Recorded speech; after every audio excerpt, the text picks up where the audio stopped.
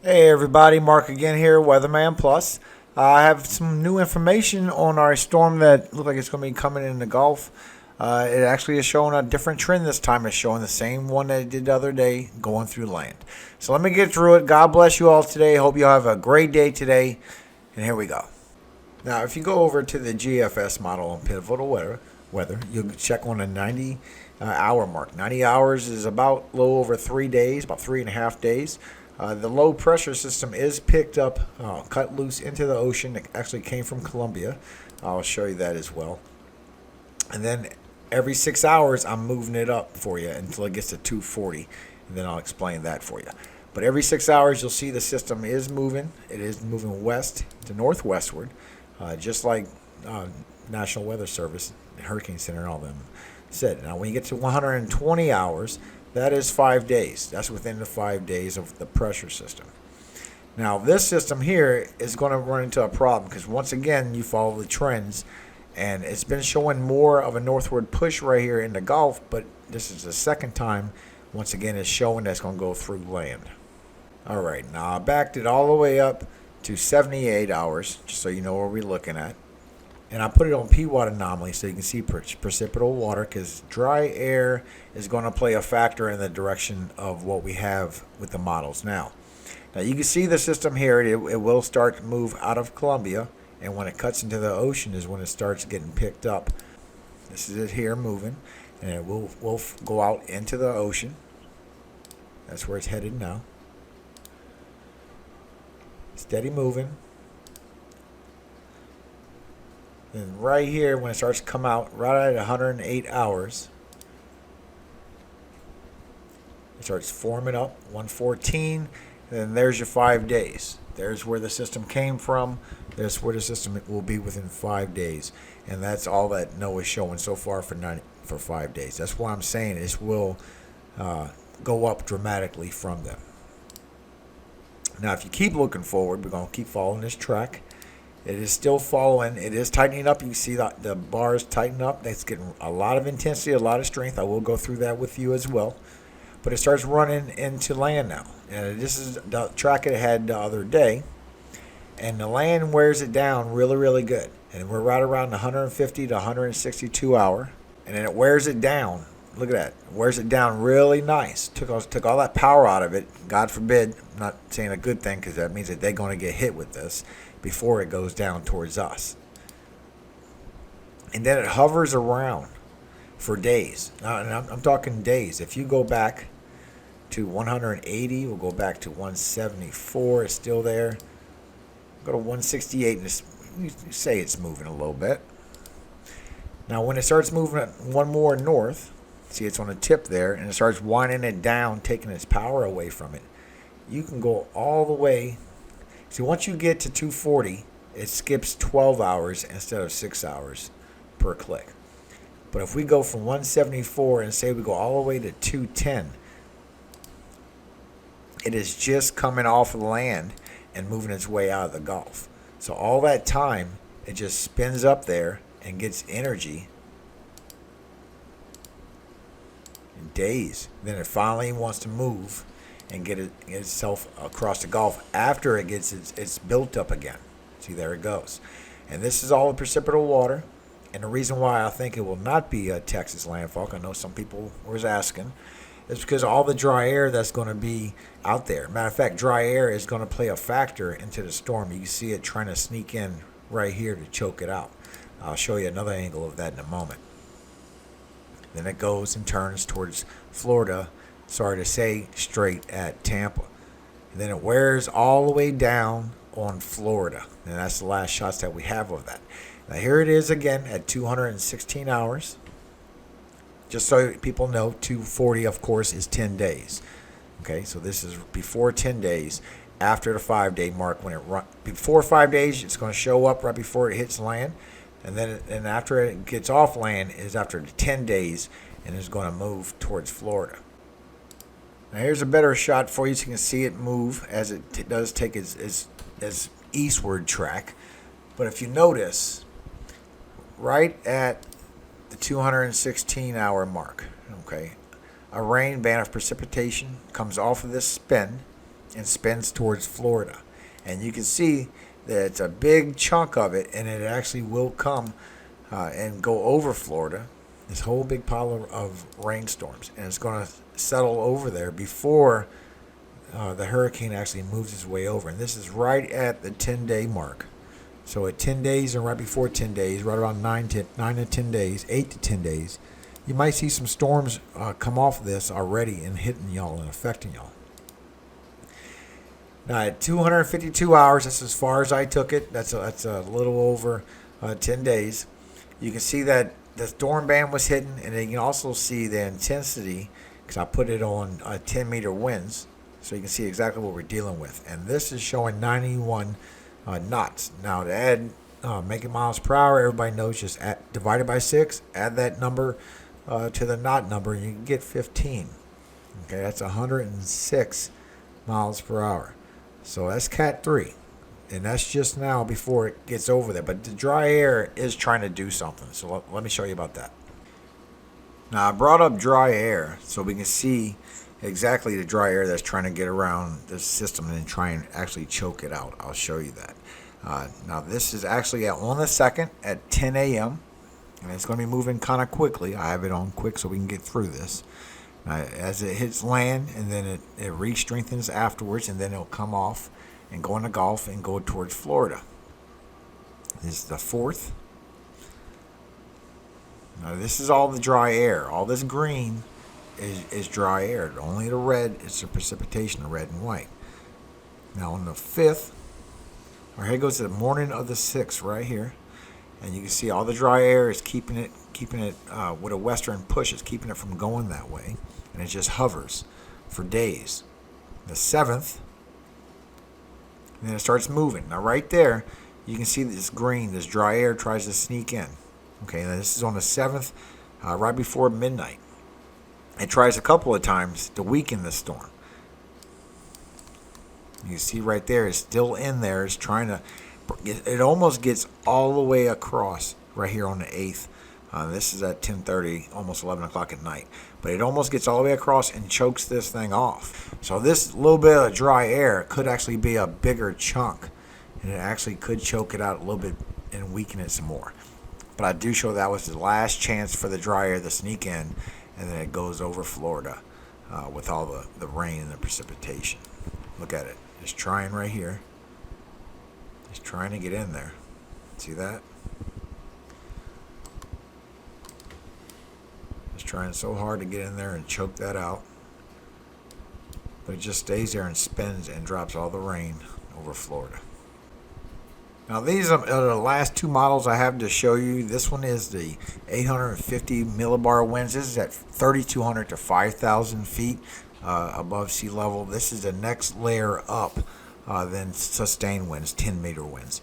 This will show us if it has power to die out or if it's going to stay strong throughout the whole time on the upper layer.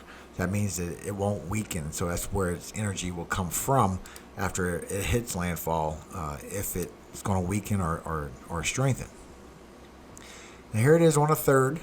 You'll see here, this is, remember, it's 5,000 meters up. Now as it runs across landfall, it weakens up very much considerably. It gets down to 50, 60 miles an hour winds towards the end, dies down to 50 right there, and then it starts strengthening back up. Now these are the days that it just hovers around and it just gathers its strength. Now as it got its strength and it moves away, you see that it has hurricane force because that's what the blue is. Matter of fact, let me go through the colors with you. Tropical storm to 40s is the orange.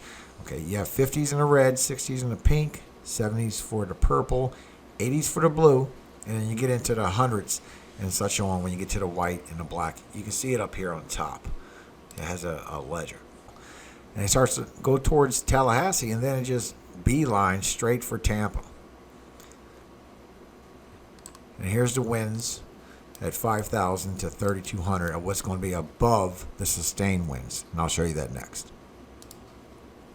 So this is on an 11th. 40s here for the north, 40s for the south, 50s for the red, 60s for the pink, 70s for the purple. I mean, this is all hurricane forces. Looks like even the yellow came on land. all the way up to a Cat 2 landfall. That's at 3,200 to 5,000 above sea level. And as you see, it looks like Florida does take the full force of this hurricane, and it just stays there until it dies.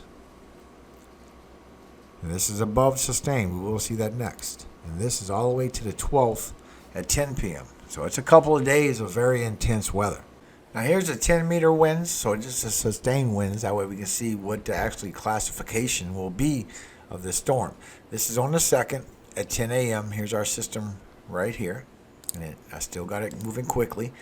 And that one little burst right there was tropical storm strength. But anyway, let's keep going. And you'll see it starts getting a center of circulation and starts forming up very quickly. That's why I said the numbers are going to go up from nowhere. I guarantee you they will. Now, right before landfall over here, it will be a hurricane. It looks like it'll just be a Cat 1, but it still will be a hurricane. Now, that's it hitting over land, and it's losing strength down to tropical storm right there. That's what them bright lights are. And this is going to hover for a while until it gains its strength. Now, the date that we have when it goes down to tropical storm looks like it's right there.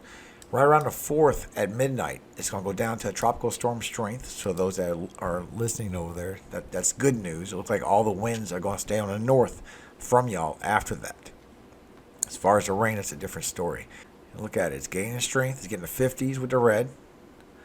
It's starting to get where it wants to be. There it goes. It starts getting strength and it spits off a hurricane again right off the coast. That's on the 7th. Now you see it move across. You saw it intensification all the way to green. That's very high. It's over 100. But that's not on land, so let's not concentrate on that. Then it makes a straight line for Tallahassee and then B lines for Tampa. So I don't know why that is. But it's already at 87, 88 miles an hour for sustained winds for damage. Now I slowed it down so we can calculate the landfall a little better, exactly what is going on with this storm. Now if you look, you'll see right on the 10th at 10 o'clock in the morning is where the most intense part will be from this storm so far. And it's showing that it's barely going to be a hurricane when it moves in. Okay, all the high winds that we saw, that was at 3,200 to 5,000 feet. That just means it has a lot of energy to keep going from above. But that's not your impact winds. Your impacts look like they're tropical storm. Okay, it looks like it barely has any hurricane strength anywhere. It looks like it's all going to be tropical storm strength, so that's a good thing. Now, as it moves in on the 10th, this is at midnight. Wind starts picking up a little bit more to 50 when you get in that area. I will slow this down. I will back this up and zoom in a little more so we can see these impacts of these winds because it is covering a lot of area. This is on the 11th. And it looks like the whole western Florida is going to take the most impacts of all these winds from this storm. And Tampa looks like is where it goes away last. This is on the 12th. And finally, people getting the pinks, which is the 20s. Okay. Now, let me back this up a little bit so we can see exactly the impacts from these winds.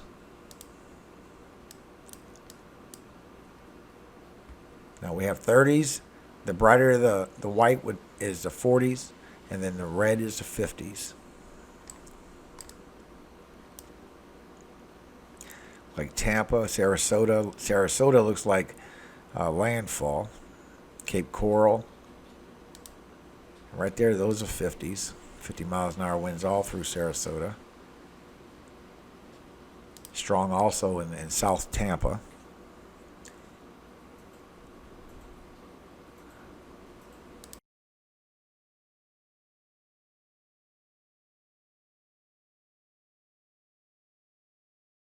All right, now, yesterday we did Genesis 17. Today we're going to do Genesis 18. And thank you so much for responding to the question about Ezra. We will be doing that. I got 100% of yay out of it. So we will be doing after the first chapter, the first book of Moses, many chapters. We're going to do the second book of Moses, which is Ezra, before we do the New Testament, which is Jesus. Now, Genesis 18. And the Lord appeared unto him in the plains of Mamre, and he sat in the tent in the heat of the day. And he lifted up his eyes and looked, and lo, 3 men stood by him. And when he saw them, he ran to meet them from the tent door, and bowed himself toward the ground. And said, My Lord, if now I have found favor in thy sight, pass not away, I pray thee, from my servant. Let a little water, I pray you, be fetched, and wash your feet, and rest yourselves under the tree. And I will fetch a morsel of bread, and comfort ye your hearts. After that ye shall pass on, for therefore are ye come to your servant. And they said, So do as thou hast said. And Abraham hastened into the tent, into Sarah, and said, Make ready quickly 3 measures of fine meal, knead it, and make cakes upon the hearth. And Abraham ran unto the herd, and fetched a calf tender and good, and gave it unto a young man, and he hasted to dress it. And he took butter and milk, and the calf which he had dressed, and set it before them, and he stood by them under the tree. They did eat it. And they said unto him, Where is Sarah thy wife? And he said, Behold, in the tent. And he said, I will certainly return unto thee according to the time of life. And lo, Sarah thy wife shall have a son. And Sarah heard it in the tent door, which was behind him. Now Abraham and Sarah were old and well stricken in age. And it ceased to be with Sarah after the manner of women. Therefore Sarah laughed with herself, saying, After I am waxed old, shall I have pleasure, my Lord, being old? And the Lord said unto Abraham, Where did Sarah laugh, saying, Shall I of a surety bear a child, which am old? Is anything too hard for the Lord? At the time appointed I will return unto thee according to the time of life, and Sarah shall have a son. Then Sarah denied, saying, I laughed not, for she was afraid. And he said, Nay, but thou didst laugh. And the men rose up from thence and looked toward Sodom, and Abraham went with them to bring them on the way. And the Lord said, Shall I hide from Abraham that thing which I do? Seeing that Abraham shall surely become a great and mighty nation, and all the nations of the earth shall be blessed in him. For I know him, that he will command his children and his household after him, that they shall keep the way of the Lord to do justice and judgment, that the Lord may bring upon Abraham that which he hath spoken of him. And the Lord said, Because the cry of Sodom and Gomorrah is great, and because their sin is very grievous, I will go down now and see whether they have done altogether according to the cry of it, which is come unto me, and if not, I will know. And the men turned their faces from thence and went toward Sodom, but Abraham stood yet before the Lord. And Abraham drew near and said, Wilt thou also destroy the righteous with the wicked? Peradventure there be 50 righteous within a city, wilt thou also destroy, not spare, the place for the 50 righteous that are therein? That be far from thee to do after this manner, to slay the righteous with the wicked, and that the righteous should be as the wicked. That be far from thee. Shall not the judge of all the earth do right? And the Lord said, If I find in Sodom 50 righteous within the city, then I will spare all the place for their sakes. And Abraham answered and said, Behold now, I have taken upon me to speak unto the Lord, which am but dust and ashes. Peradventure there shall be lack of 5 of the 50 righteous. Wilt thou destroy all the city for lack of 5? And he said, If I find there 40 and 5, I will not destroy it. And he spake unto him yet again, and said, Peradventure shall there be 40 found there. And he said, I will not do it if for 40's sake. And he said unto him, O let not the Lord be angry, and I will speak. Peradventure there shall be 30 found there. And he said, I will not do it if I find 30 there. And he said, Behold now, I have taken upon me to speak unto the Lord. Peradventure there shall be 20 found there. And he said, I will not destroy it for 20's sake. And he said, let the Lord Let not the Lord be angry, and I will speak yet but this once. Peradventure 10 shall be found there. And he said, I will not destroy it for 10's sake. And the Lord went his way, as he had left, coming with Abraham. And Abraham returned unto his place. Amen. Abraham trying to make sure everybody makes it out. It's a good thing. It's a good man. God bless you guys. I hope you all have a great day. Let's see what happens to this storm, huh? Tell me what you think in the comments. Why do you think this thing does a sharp curve? Because I'm sure the dry air was the same the whole time. It didn't make a sudden turn in anything, but the system did. Do you think this is going to Tampa? All glory goes to God.